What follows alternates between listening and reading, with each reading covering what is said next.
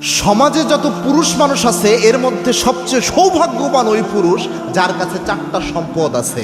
দেখেন তো আপনার কাছে চারটা সম্পদ আছে কিনা।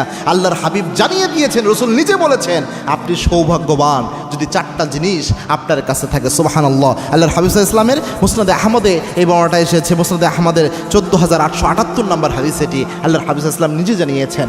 সাহাবা একরামের সামনে আল্লাহর হাবিব এই হাদিস বর্ণনা করেছেন, চারটা জিনিস যদি কোনো পুরুষের মধ্যে থাকে, কোনো পুরুষকে যদি আল্লাহ রাব্বুল আলামিন চারটা জিনিস দান করে তাহলে ওই পুরুষ সবচেয়ে সৌভাগ্যবান পুরুষ।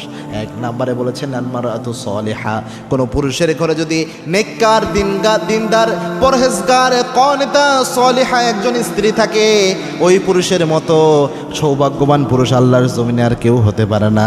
কেন আল্লাহর হাবিব সাল্লাল্লাহু আলাইহি সাল্লাম আরেক হাদিসে বলেছেন, এই দুনিয়াতে যত সম্পদ রয়েছে আর দুনিয়া কুল্লুহা মাতা, এই দুনিয়ার পুরো দুনিয়াটাই হচ্ছে সম্পদ।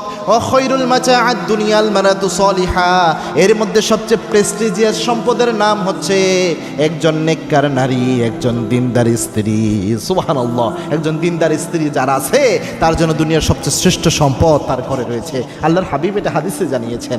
দুই নাম্বার হচ্ছে ওই পুরুষ সৌভাগ্যবান যেই পুরুষের একটা প্রশস্ত বাড়ি রয়েছে। প্রশস্ত বাড়ি মানে এই নয় যে অনেক বড় বাড়ি, এটার মানে এটা নয়। প্রশস্ত বাড়ি মানে হচ্ছে এমন বাড়ির পরিবেশ যেই বাড়ির পরিবেশে ইসলাম প্র্যাকটিস করা যায়, যে বাড়ির পরিবেশে পর্দা মেনটেন করা যায়, এরকম বাড়িকে আল্লাহ হাফিজ ইসলাম মাসাকিন ওয়াসিআ বলেছেন। অর্থাৎ এমন বাড়ি যে বাড়ি হচ্ছে প্রশস্ত বাড়ি, এই বাড়ির পরিবেশকে আল্লাহর হাবিব এটা বলেছেন। তিন নম্বর হচ্ছে ওয়াল জারু সালেহ, এমন ব্যক্তি যে ব্যক্তির প্রতিবেশী হয় অনেক ভালো প্রতিবেশী। অর্থাৎ যে পুরুষের আশেপাশের প্রতিবেশীগুলা ভালো, ওই পুরুষটা হচ্ছে সৌভাগ্যবান। কেন প্রতিবেশী এমন মারাত্মক জিনিস, প্রতিবেশী যদি খারাপ হয় জীবনকে জাহান্নাম বানাইতে আর কিচ্ছু লাগে না। সারাদিন বসে থাকবে কেমনে আপনার ক্ষতি করা যায়, সারাদিন বসে থাকবে কেমনে আপনার বড় ধরনের একটা ক্ষতি সে করে ফেলতে পারে। এরকম প্রতিবেশী যাদের আছে তারাই জানে এই প্রতিবেশীদের কী কী মুসিবত পোহাইতে হতে পারে। এজন্যে ভালো প্রতিবেশী এটা সৌভাগ্যের আলামত। চার নাম্বার হচ্ছে কারো যদি একটা ভালো বাহন থাকে তাহলে তাকে সৌভাগ্যবান বলেছেন